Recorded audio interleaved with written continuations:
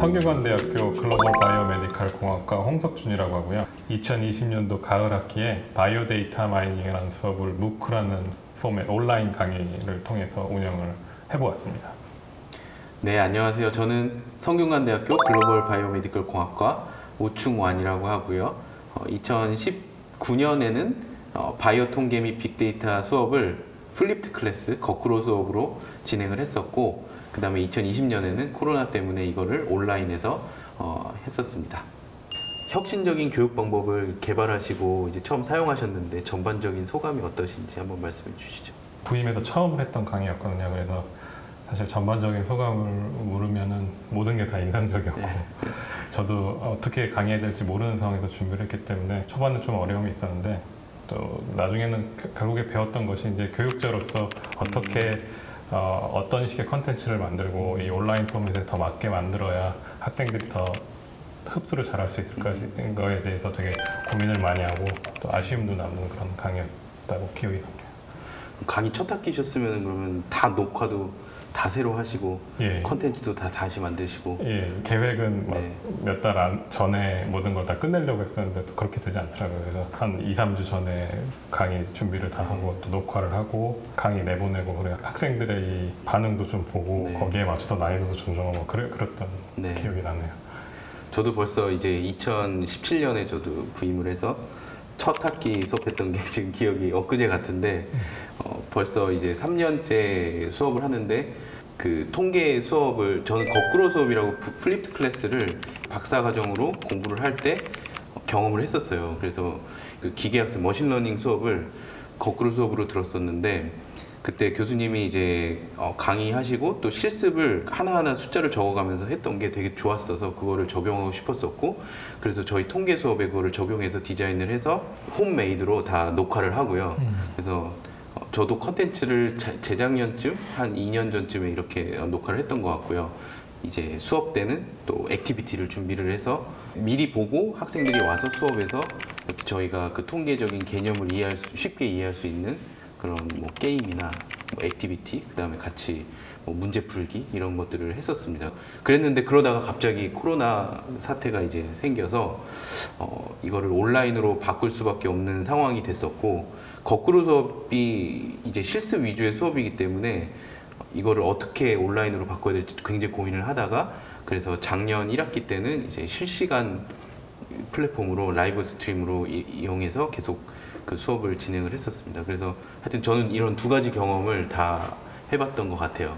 실습을 하시면서 온라인을 통해서 할 때 좀 어려운 점은 없으셨어요? 그래서 온라인으로 할 때는 제가 오프라인에서 계획했던 그런 실습들은 당연히 못했고요. 계속 의사소통하면서 최대한 할 수 있는 것들을 해보려고 했는데 좀 어려움이 있었습니다. 그래서 이제 어떻게 보면은 완전히 플랫폼을 다시 다 갈아엎어야 되는 그런 상황이 됐던 거죠. 그 녹화해 놓은 영상이 상당히 이제 도움이 많이 됐는데, 미리 제가 녹화를 이제 코로나가 오기도 전부터 이제 교수님이 무크 녹화를 했던 것처럼 저는 저 혼자서 이제 녹화하고 제가 편집도 하고 이렇게 해서 만들어 놓은 게 컨텐츠가 하나 있고, 그거를 가지고 저희가 뭔가 더 할 수 있는 하나의 그 저희가 사용할 수 있는 무언가 물건이 있다는 게 어떤 챌린지가 왔을 때 플렉서블하게 잘 운영할 수 있게끔 해준 원동력이 됐던 것 같아요. 제가 말씀드렸듯이 이번이 다 처음이라서 전 다 인상적이었는데, 그중에 저는 시험이 조금 어려웠어요. 네. 시험에 어떻게 대처를 해야 되는가. 학생들이 보면은 가장 불만인 게 무엇이냐면 어떻게 하면 공정하게 시험을 치를 수 있을 것인가. 저는 이제 첫 학기라서 그런지 학생들이 그렇게 많이 듣진 않았는데, 그래서 저는 한 명 한 명 이렇게 다 어떻게 보면 컨트롤 할 수 있었어요. 근데 규모가 커진다 그러면 과연 내가 다음 학기에 이걸 해도 학생들 입장에서 봤을 때 공정하게 시험을 치를 수 있을까, 되게 걱정이 들어요. 그래서 그런 것들을 어떻게 대처해야 될지 지금도 사실 답이 없어요. 지금도 사실 답이 없고, 제가 했던 방식은 휴대폰에도 이런 화상 통화를 할 수 있도록 세워놓고 모니터를 키우고, 그 학생이 시험 치는 거를 네. 두 개의 스크린으로 하나는 시험 치는 것, 하나는 그 사람을 찍고, 이렇게 해서 10명이면 20개의 스크린이 봐야 되는 그런 상황인데, 그게 만약에 규모가 더 커지면 이제 이걸 내가 다 볼 수 있을까 생각이 들더라고요. 그래서 그런 점에 대해서는 교수님은 여태까지 수업을 시험을 어떻게 치르셨는지 그런 저는 그 평가를 조금 자주 함으로써 이 데이터를 많이 모으는, 어떻게 보면 평소에 얼마나 학습을 하는지를 모아서 이제 그거를 종합해서 좀 내는 거를 계속 목표로 했었어요. 이제 오프라인으로 할 때도 퀴즈를 여러 번 봐서, 그러니까 결국에 미드텀이 따로 있는 게 아니고 한 중간 시험을 4번 이렇게 보는 거죠. 이게 한 번은 혹시 잘 보거나 실수할 수 있잖아요. 그래서 이제 여러 번을 보면 이게 평균이 되면 이제 그 학생의 실력을 잘 측정할 수 있다.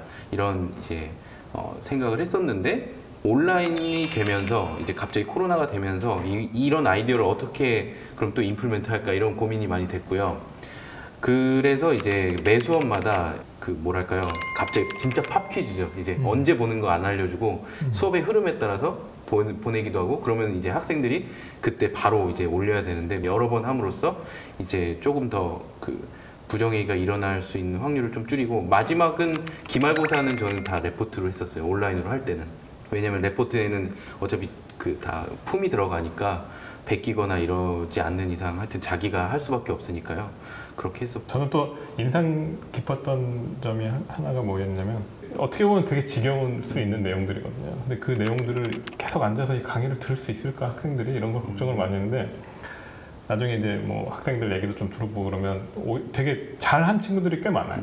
제 예상보다 훨씬 더 학생들이 이걸 받아들이는데 네. 준비가 돼 있더라고요. 그래서 최근 이제 신세대들은 이런 온라인 수업이 전혀 네. 거부감이 없다는 걸 제가 네. 느꼈고, 오히려 이제 교육자로서 더 좋은 컨텐츠를 만들기 위해서 제가 변화를 네. 해야 되겠다라는 생각을 되게 많이 했고, 또 학교 측에서도 교수들한테 온라인 컨텐츠를 어떻게 더 효율적으로 만들고 어떻게 더 사람의 인지를 어떻게 더 극대화시킬 수 있을 것인가, 뭐 이런 거에 대한 내용들도 좀 교육을 받았으면 네. 좋겠다는 생각을 했습니다.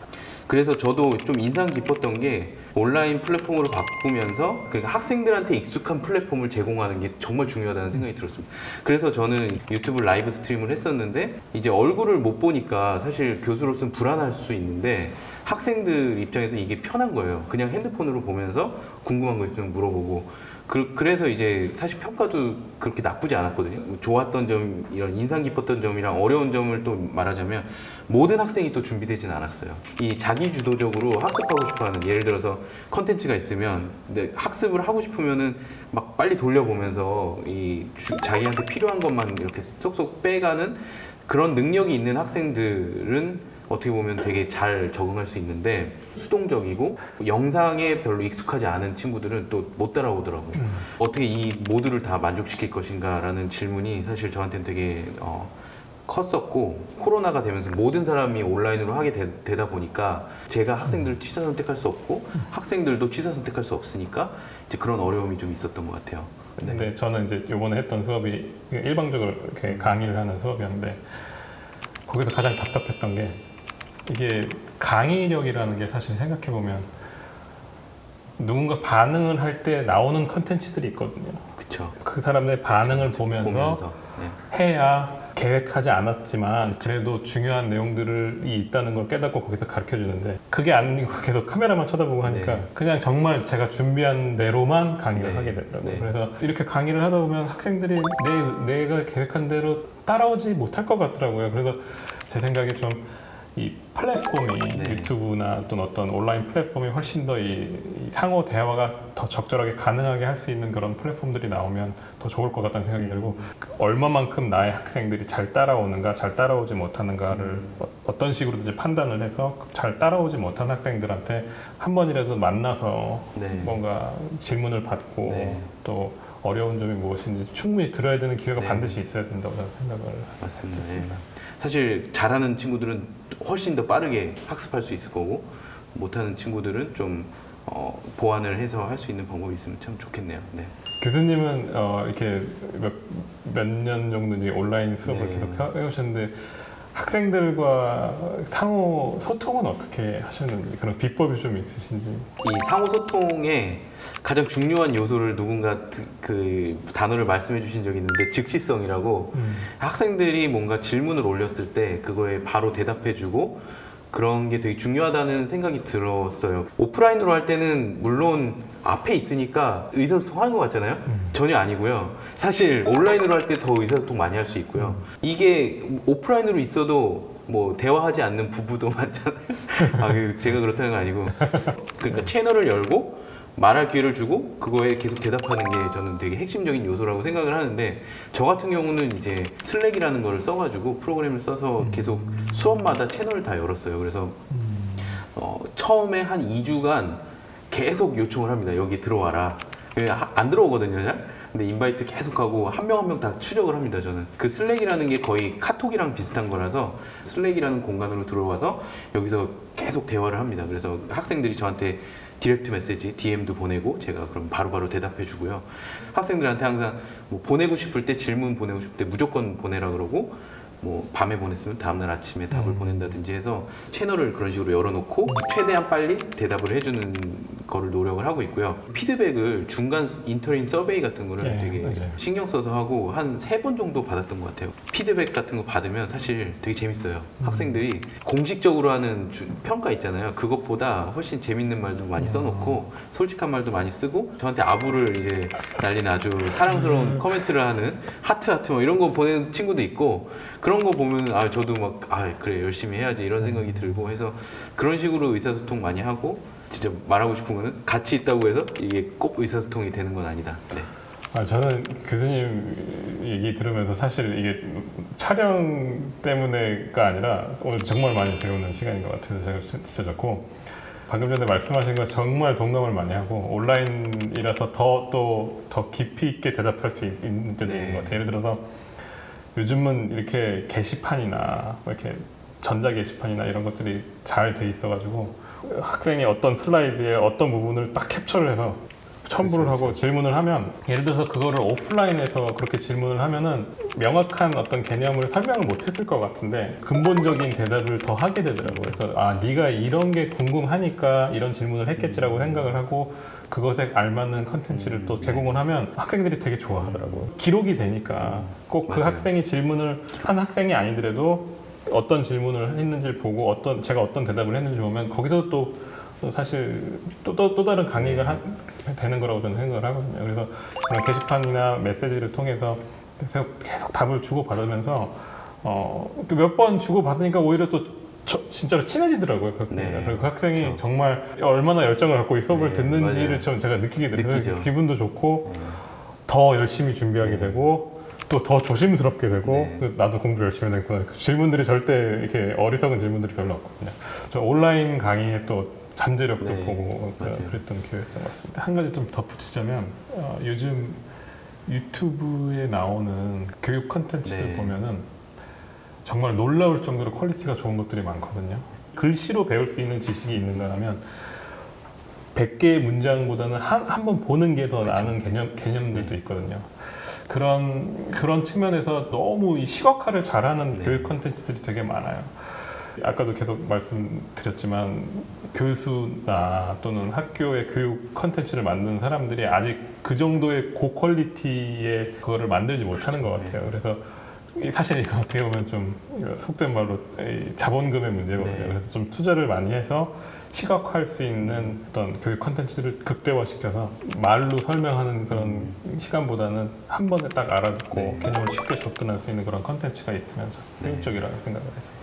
한번 보는 게 그 영상의 장점이 그런 것 같아요. 한번 보면 이거를 글로 여러 번 읽는 것보다 훨씬 더 잘 들어오는 그런 측면이 있고, 저는 뭐 베리타시움이나 뭐 피직스 걸 뭐 이런 되게 정말 설명 잘하는 그런 친구들이 있고 그런 것들 가끔 보거든요. 왜냐면 그 사람들이 설명하는 그 방식이나 이런 전달하는 게 너무 뛰어나서 그런 걸 배우려고 저도 봤었는데, 저는 그렇게 생각해요. 그 사람들이 할 수 없는 게 있고 또 저희가 할 수 있는 게 있다고 생각하는 게, 저희는 이제 연구를 또 하는 사람들이잖아요. 그래서 이 필드에 저희가 지금 연구하고 있는 이 학문 분야에 어떻게 보면 최전선에 있는 그런 사람들인데, 저희만 알 수 있는 또 그런 것들이 있다 보니까 저희가 그렇게 정말 좋은 전달력을 가지고 만들지 못하더라도, 조금 서툴더라도 또 연구자들이 직접 이 내용에 대해서, 기초적인 내용에 대해서 학생들한테 가르치는데 또 저는 굉장히 좋은, 그 대학에서 가르치는 게 굉장히 그런 좋은 점이 있다고 생각하고, 좀 서툰 방식으로라도 전달할 수 있는 게 저는 또 이 대학에 있는 교육자들이 무크 같은 걸 하는 거에 되게 중요한 역할이라는 생각이 좀 듭니다. 시작을 안 하면 애초에 뭐 할 수 있는 게 없으니까 서툴더라도 조금씩 개선해 나가는 방향으로 가야 된다고 생각합니다. 하셨던 무크가 바이오 의학 인재 양성을 위해서 어떤 점이 효과적이고 어떤 점이 좀 비효과적인지 좀 개선해야 될 점은 없는지 한번 말씀해 주십시오. 저는 그 바이오 데이터 마이닝 수업을 이번에 가르쳤는데 수업의 반은 이론을 가르치고 네. 반은 그 이론에 해당하는 실제 프로그래밍 네. 코드 예제를 갖고 와서 그거를 배포한 다음에 학생들이 하나하나 이렇게 따라와서 그 개념들을 이게 그냥 수학적인 어떤 이론 수준에 머무는 것이 아니라 실제로 구현을 하니까 이렇게 되네 네. 이런 거를 좀 하려고 했었어요. 이 4차 산업혁명이라고 하는 이 시대에서 중요한 게 꼭 영어나 중국어 배우는 것처럼 프로그래밍 실력이라고 생각하고 광범위하게는 데이터 분석 실력이라고 네. 생각을 해요. 이 속칭 빅데이터 네. 시대에서 우리가 얼만큼 우리가 원하는 그런 정보나 패턴을 뽑아낼 수 있는가가 어떻게 보면 굉장히 중요한 능력이잖아요. 제가 했던 수업이나 뭐 교수님이 했던 수업이나 이런 수업들을 통해서 학생들이 꼭 바이오 쪽이 아니더라도 또는 뭐 심리학 쪽이 아니더라도 뇌과학 쪽이 아니더라도 일반적인 어떤 이런 데이터 사이언스 분석 실력들을 좀 키워나가서 자신만의 어떤 기초 체력을 키우는 것들이 네. 좀 필요하다고 생각하고 그런 것들이 좀 쌓이다 보면 저희가 연구하는 필드가 이런 바이오 데이터 마이닝 쪽이니까 그런 쪽으로 언젠간 포텐셜이 확 터지지 않을까 그런 생각을 좀 했습니다. 거기에 덧붙여서 하고 싶은 말은 이 시대가 너무 빨리 바뀌잖아요. 제가 공부했던 10년 전, 뭐 박사를 받았던 10년 전과 지금은 이제 차원이 틀리거든요. 또 인공지능, 기계학습, 데이터 마이닝 이런 쪽의 분야가 뭐 한 달이 다르다 하고 이제 발전을 하고 있고 그런 코드가 뭐 공개되는 속도 뭐 그런 게 너무 빠르기 때문에 사실 따라가려고 마음을 먹은 이상 정말 온라인 콘텐츠가 너무 좋은 거예요. 자기가 왜냐면 빨리빨리 이걸 보고 습득하고 넘어가고 이런 식으로 해야 되기 때문에 필요한 거를 취사 선택해서 학습할 수 있는 어떤 인프라 같은 게 굉장히 중요하다는 생각이 들고요. 굉장히 빠르게 변화하는 이 빅데이터 인공지능 이제 주가 되는 이 시대에는 정말 빠른 정보 습득 그 다음에 취사 선택해서 자기주도적으로 학습하는 능력이 너무 필요하다고 생각하고요. 그런 측면에서 이 무크나 온라인 수업이 저는 되게 좋다고 생각하고 그런데 이제 동시에 제가 요새 많이 생각하는 거는 이런 기초 체력 더하기 도메인 날리지가 너무 중요한 것 같은 거예요. 그래서 이제 저희가 어떻게 보면은 저희 전공 분야 이 바이오 헬스 뭐 아니면은 정밀의학 그런 분야에 어떻게 이 지금 빠르게 발전하고 있는 인공지능을 어떻게 적용하는지에 대한 그런 실예들을 저희가 보여주고 하여튼 그 도메인 난리지를 가지고 연구를 하는 입장에서 알려주는 게 너무 필요하다는 생각이 많이 듭니다. 네. 되게 중요한 점을 얘기해 주신 것 같은데 사실 이 온라인 교육 시장이 제가 보면 완전 경쟁 체제거든요. 네, 그렇죠. 학생들 입장에서 보면 교수들이 이렇게 사실 온라인 컨텐츠를 가르치는 게 익숙하지 않기 때문에 이렇게 효율적으로 잘 못 가르치기 때문에 사실 학생들 입장에서 찾고자 노력만 하면 훨씬 잘 만들어진 인공지능 교육 관련 컨텐츠 또는 뭐 그렇죠. 바이오 데이터 마이닝 쪽 이런 것들을 찾을 수가 네, 있거든요. 맞아요. 근데 그것에 반해서 그럼 과연 우리가 무엇을 할 것인가를 고민을 해야 될 것 같은데 그런 의미에서 교수님이 방금 말씀하셨듯이 저희가 할 수 있는 건 우리가 연구하는 분야의 가장 네. 그 커팅 엣지 네. 지식들을 보여주는 건데 그런 쪽에 좀 컨텐츠를 맞춰서 시각화도 잘 하고 네. 또 사이언티픽 일러스트레이션이나 이런 걸 통해서 개념을 자꾸 이렇게 도식화하고 이러한 컨텐츠를 또 학교 측에서 좀 밀어주시고 연구자만 말할 수 있는 것들의 컨텐츠를 만들어야 우리만의 좀 유니크한 가치가 있을 네. 거라고 생각하고 모든 게 온라인으로 변하면서 정보의 홍수의 시대에서 살기 때문에 정말 자신이 경쟁력을 갖추지 않으면 도태될 수밖에 없는 상황이거든요. 그래서 이런 고민을 반드시 해야 되고 우리가 정말 잘할 수 있는 것이 무엇인가. 성균관대가 가장 정말 잘해서 성균관대에서만 배울 수 있는 것들이 무엇인가에 대해서 좀 정말 같이 고민하는 그런 장이 있어야 된다고 저는 생각합니다. 해보셨으니까 처음 해보셨는데 이제 향후에는 어떻게 이런 교육 방법들을 개선할 수 있을지 뭐 도와줘야 될 부분은 어떤 건지 한번 말씀해 주시면 좋을 것 같아요. 우리나라의 큰 문제가 이제 사교육 시장인데 네. 이것도 저는 방금 전에 말씀드렸듯이 완전 경쟁 체제에서 공교육이 퀄리티가 떨어진다고 생각을 해요. 그러다 보니까 다른 레벨의 교육기관에 비해서 우리가 대학교가 할 수 있는 것이 무엇인가에 대해서 정말 철저히 고민하지 않으면 고등학교나 이런 중학교 시장이 사교육에 점령된 것처럼 대학도 이 위험에서 벗어나지 않는다고 생각해요. 그러니까 정말 교수들이 경각심을 갖고 교육 콘텐츠를 잘 만들고 우리가 잘할 수 있는 것을 집중 투자해서 좋은 콘텐츠를 만들어야 된다고 저는 생각을 합니다. 네. 전 교수님 말씀하신 게 다 정말 맞는 것 같아요. 제 마음에 와닿았던 게 정말 찾아보면 좋은 콘텐츠가 정말 많고, 저도 이제 제 연구실 학생들한테 뭐 예를 들어서 스탠포드의 어떤 교수가 이 스태티스컬 러닝을 이 온라인 강좌가 오픈이 돼 있어요. 그럼 이거 들어봐라 이렇게 말하게 되거든요. 왜냐면 대가가 그 사람들이 이 분야를 몇십 년 동안 이끌고 온 사람들이 이제 그런 강좌를 열었기 때문에 굉장히 강좌가 잘 돼 있습니다. 근데 그 백그라운드에는 어떻게 보면 그 학교에서 이제 그 스탠포드 무프 되게 잘 돼 있거든요. 그런 지원이 있으니까 이게 무료로 배포될 수가 있는 거거든요. 스탠포드나 MIT나 이런 굉장히 좋은 강의들이 많은데, 그런 것들과 어떻게 우리가 차별점을 둘 것인가 고민을 많이 해야 되는 부분이라고 생각을 하고요. 결국에는 컨텍스트인 것 같아요. 컨텍스트. 우리가 있는 이 성균관대, 그 다음에 한국 사회가 가지고 있는 어떤 이 AI 시대에 우리가 당면한 이 과제, 어떻게 우리가 이 작은 강의지만 여기서 풀어내는가. 그럼 결국에 저희가 가르치는 게 내용뿐만이 아니라 정신과 어떤 시대의 그런 과제, 우리가 풀어야 될, 정말 같이 풀어야 될 해결점, 이런 거에 대한 약간 큰 그림 같은 거를 같이 좀 고민하는 장들이 있었으면 좋겠다는 생각이 좀 드네요. 한 가지 생각이 들었던 게, 컨텐츠가 쏟아져서 나오니까 이미 그런 컨텐츠가 주어졌으면 학생들한테 뭐 또 다른 어떤 것을 만들기보다는 그 액세스 포인트를 네. 이 강의를 듣는 게 가장 효율적이라고 말하는 것 자체가 그렇죠. 학생들 입장에서는 가장 좋은 맞습니다. 교육 방법이라고 저는 생각을 해요. 그래서 교육자들이 봤을 때 좋은 컨텐츠들이 있으면 그것을 이렇게 알려주고, 대신에 정말 중요해지는 게 우리한테서만 들을 수 있는 내용들이 있어야 되는데, 그것에 대해서 정말 고민을 해야 되고, 과학을 하는 사람들한테는 그 과학이 어떤 식으로 발전해가고 비전을 보여주고, 학생들이 숫자적 개념이나 기초 지식을 받는 그런 교육이 아니라 앞으로의 미래를 어떻게 끌고 나가야 내가 이 삶에서 주도적으로 할 것인가, 이렇게 4차 산업 시대에서는 어떠한 능력을 갖춰야 연구자나 또는 뭐 산업에 나가서 자신이 원하는 일을 할 수 있을 것인가에 대한 스스로 그걸 키울 수 있는 능력을 가르치는 게 저희 대학교에서 성균관대에서 할 수 있는 유니크한 그런 롤이라고 하고, 그것에 대해서 정말 집중 투자를 해야 된다고 저는 생각을 합니다.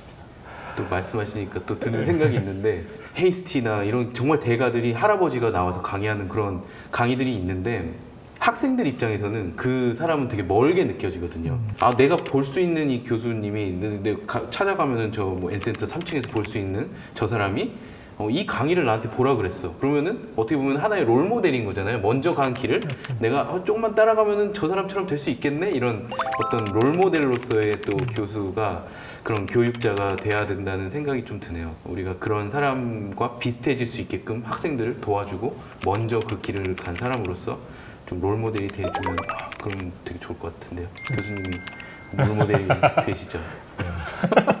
이미 되시는 것 같지만. 네. 네. 저희 뭐 말은 많이 한 것 같아요. 질문?